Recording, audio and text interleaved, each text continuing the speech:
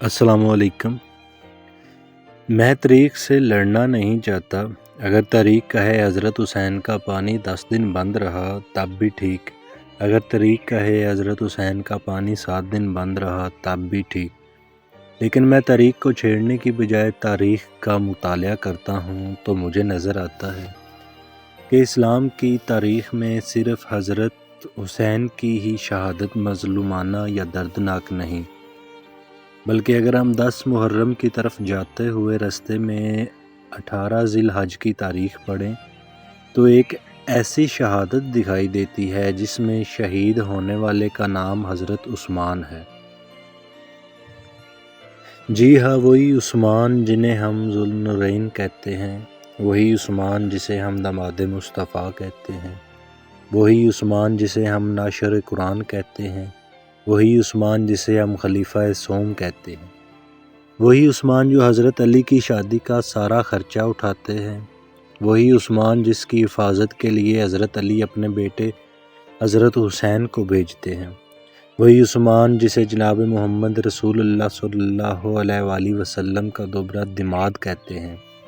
خیر، یہ باتیں تو آپ کو طلبہ خطبہ حضرات بتاتے رہتے ہیں، کیونکہ حضرت عثمان کی شان تو بیان کی جاتی ہے، حضرت عثمان کی سیرت تو بیان کی جاتی ہے، حضرت عثمان کی شرم و حیا کے تذکرے تو کیے جاتے ہیں، ان کے قبل از اسلام اور بعد از اسلام کے واقعات تو سنائے جاتے ہیں، لیکن بدقسمتی ہے کہ ان کی مظلومیت کو بیان نہیں کیا جاتا، ان کی دردناک شہادت کے قصے کو عوام کے سامنے نہیں لایا جاتا۔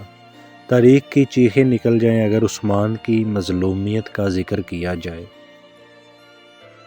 میں کوئی عالم یا خطیب نہیں، لیکن میں اتنا جانتا ہوں کہ عثمان وہ مظلوم تھا جس کا 40 دن پانی بند رکھا گیا۔ آج وہ عثمان پانی کو ترس رہا ہے جو کبھی امت کے لیے پانی کے کنویں خریدا کرتا تھا۔ حضرت عثمان قید میں تھے تو پیاس کی شدت سے جب نڈھال ہوئے تو آواز لگائی کہ کوئی ہے جو مجھے پانی پلائے۔ حضرت علی کو پتہ چلا تو مشکیزہ لے کر علی عثمان کا ساقی بن کر پانی پلانے آ رہے۔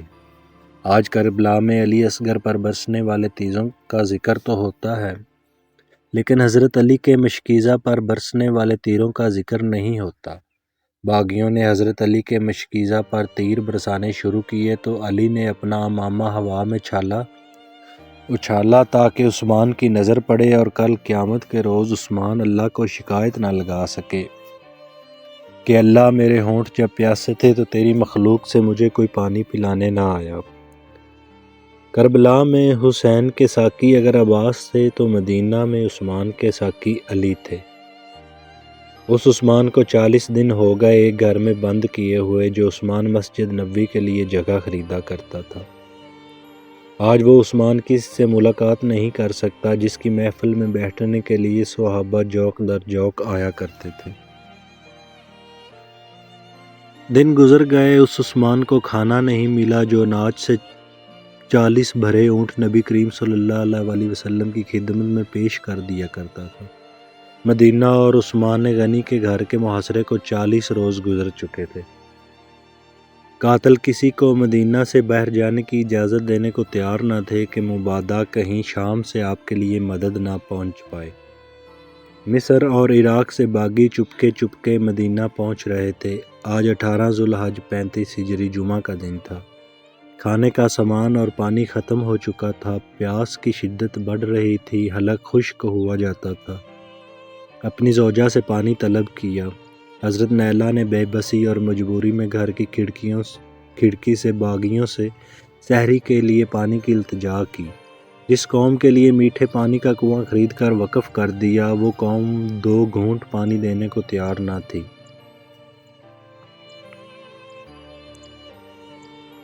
مدینے والے، جس کے دیے گئے کنویں سے سارا مدینہ پانی پیتا رہا، جس نے سینکڑوں اونٹ اناج کے تمہارے حوالے کر دیے، اسے بھوکا پیاسا رکھ کر مار دیا گیا۔ باغی کہہ کے لگا رہے تھے، اس بوڑھے سے کہو گھر میں موجود اس کنویں سے لے لو جس میں گندگی اور بدبودار کوڑا پھینکا جاتا ہے۔ حضرت نیلہ نے روتے ہوئے ہمسایوں سے ایک کوزہ پانی کی التجا کی۔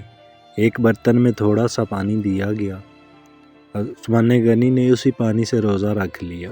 حضرت نائلہ سے فرمایا، خواب میں رسول اللہ صلی اللہ علیہ وآلہ وسلم کو دیکھا ہے، مجھے آج افطاری کی دعوت دی ہے۔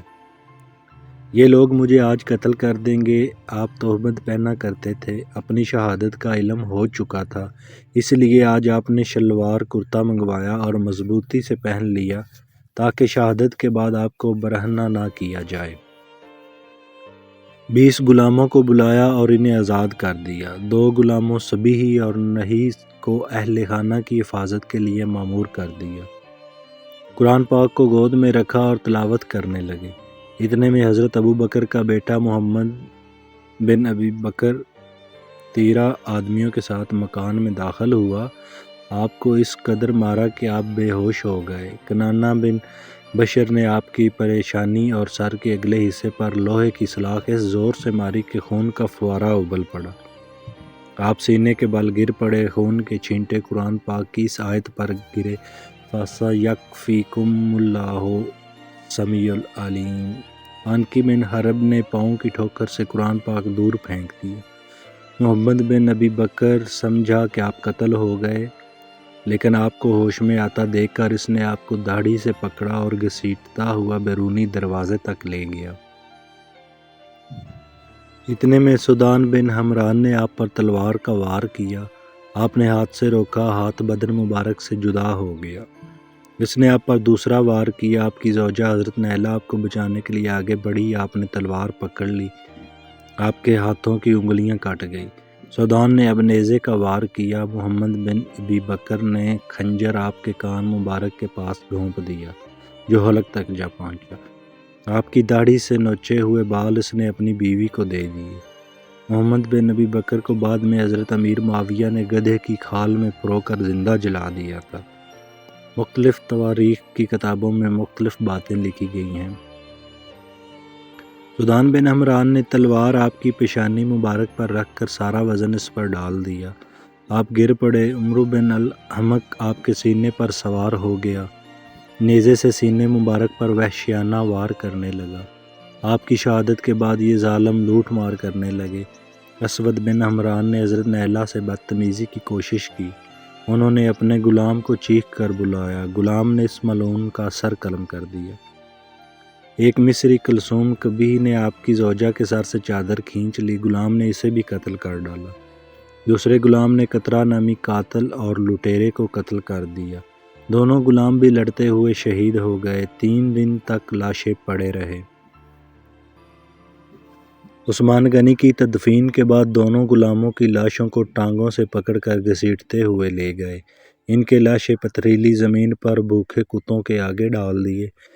بدبختوں نے آپ کا سر کاٹنے کا قصد کیا تو گھر کی خواتین حضرت نائلہ اور بنت شیبہ آپ کی لاشوں مبارک سے لپٹ گئی۔ آپ کو بچاتے ہوئے مغیرہ بن اخنس شہید ہو گئے۔ مروان زخمی ہوا، پھر 3 دن تک دفن کی اجازت نہ ملی۔ چوتھے دن گھر میں نماز جنازہ پڑھائی گئی۔ گھر کی خواتین اور چند لوگ شامل تھے۔ ایک ظالم چہرہ دیکھنے کے بہانے مکان میں داخل ہوا، آپ کا کفن اٹھایا اور بدبخت نے آپ کے چہرہ مبارک پر تھپڑ مارے۔ بعد میں اس شخص کا ہاتھ سوکھ کر لکڑی جیسا ہو گیا اور اسی بیماری سے واصل جہنم ہوا۔ دکھ اور غم سے نڈھال گھر کی خواتین بے آسرا اور بے یار و مددگار تھیں۔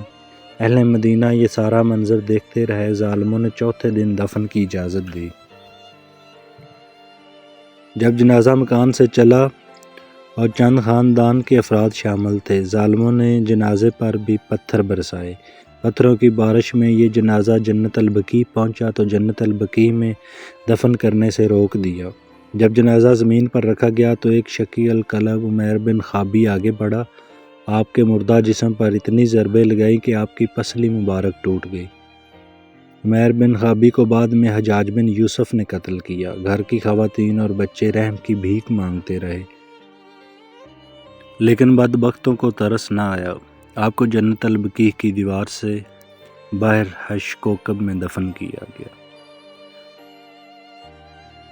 والسلام۔